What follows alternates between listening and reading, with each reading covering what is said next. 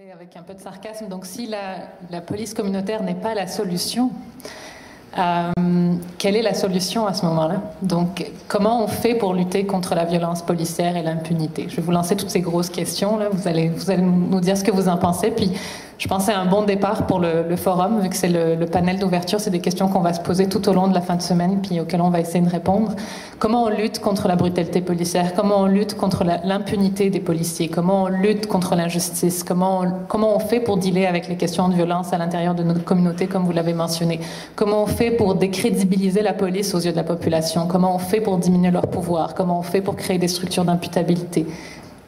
C'est quoi vos pistes de solution? Je peux commencer. OK, wow, that's a doozy.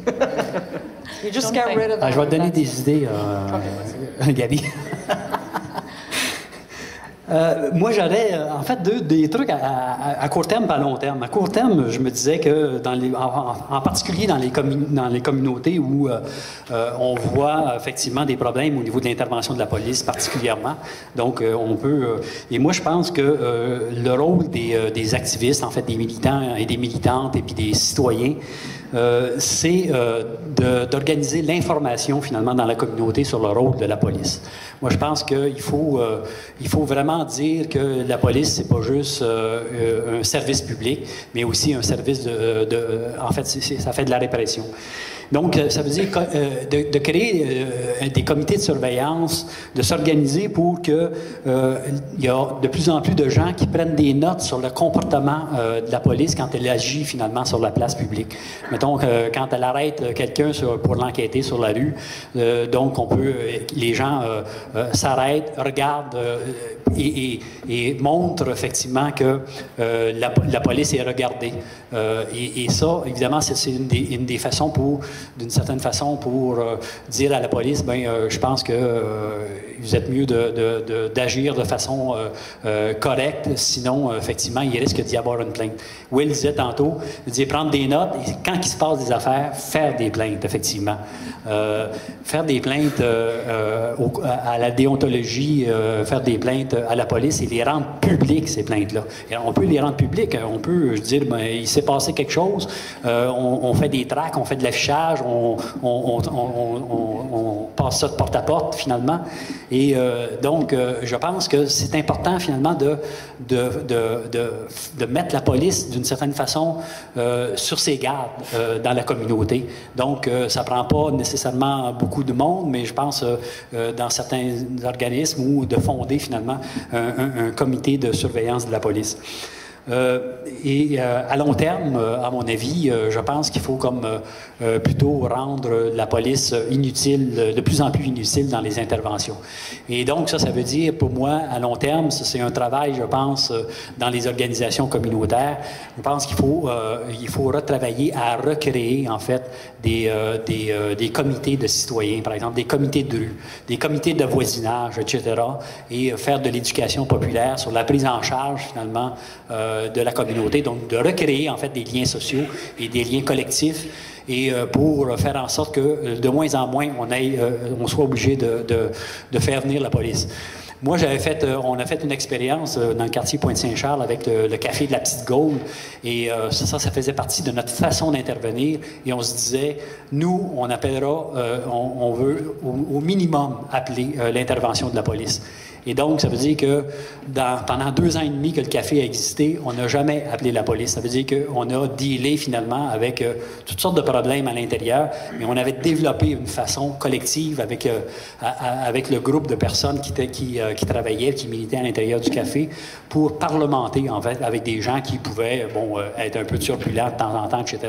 On n'a jamais eu de problème, sauf effectivement 2 semaines avant la fermeture du café, où c'est la police qui est intervenue dans le café et qui a causé des problèmes. Il y a eu une personne blessée, puis il y a eu une arrestation. Donc, par une intervention directe de la police, alors qu'on était en train de régler les choses. Donc, juste pour dire que c'est possible, finalement, de s'organiser pour faire en sorte que la police intervienne le moins possible dans nos quartiers.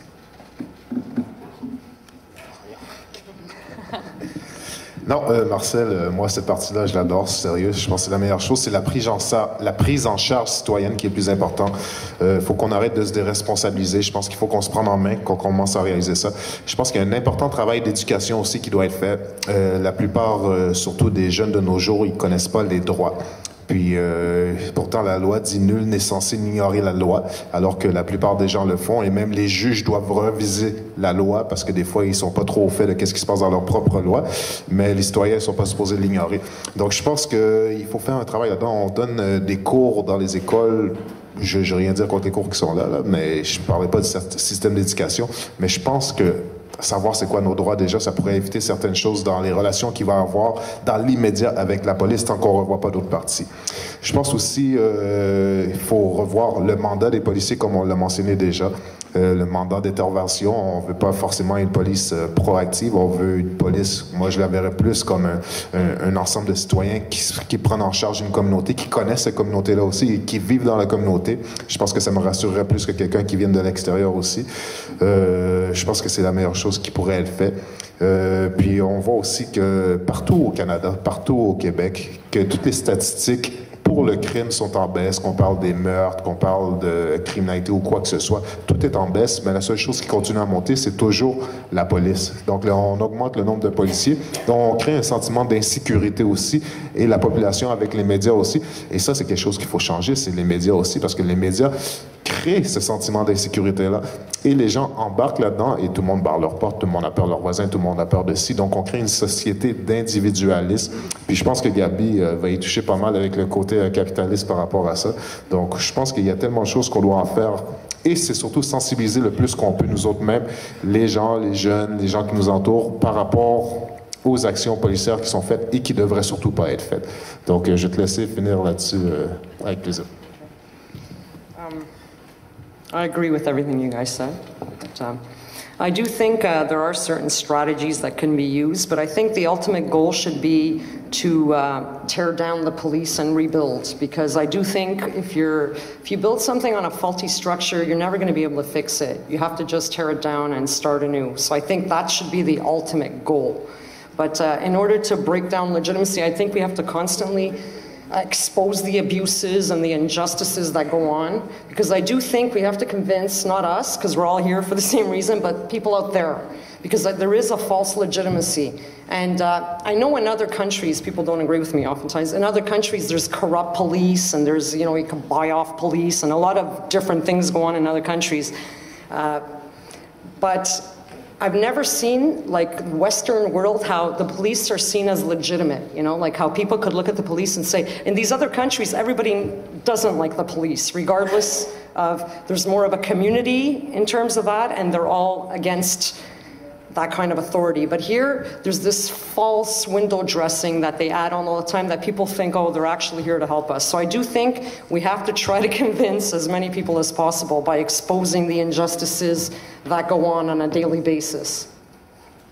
Also, I think we need to build our communities, because I think there's been a breakdown of the community. Like, I see it even in when I was a kid, I mean, we'd be outside, we'd be like 50 kids playing. I mean, and I go to that same area where I used to live and no one's outside. I do think that people feel alienated, and that's why there's such a reliance on police, and that's why there's such a fear that if you don't have police around, it's like, oh my gosh, there's going to be mayhem and anarchy, and people are going to be killing each other in the streets, which I don't think would happen.